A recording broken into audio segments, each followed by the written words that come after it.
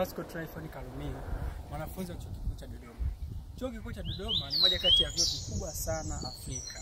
Chuo Kikuu cha Dodoma kinapatikana katika nchi ya Tanzania, katika mji mkuu wa Tanzania ambao ni Dodoma. Chuo Kikuu cha Dodoma ni chuo pendwa sana katika taifa letu la Tanzania. Chuo hiki kina college 6 au ndaki kwa Kiswahili. Chuo hiki ni mahususi katika kutoa fani tofauti ambazo ni za science lakini pamoja na arts. Katika michepuo yote hii utapata course tofauti ambazo zinaweza zikakusaidia katika career ya academic,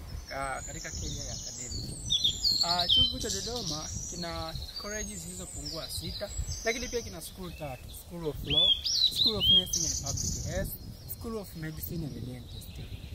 Chuo hiki kina uwezo wa kubeba wanafunzi wengi, wanafunzi zaidi ya 1028 kulingana na takwimu za mwaka jana, mwaka 2024, mwaka 2025. Hivyo ni rai yangu kukaribisha UDOM. Ni mahali sahihi sana chaguo lako. Karibu sana UDOM. UDOM, we are the home of champions.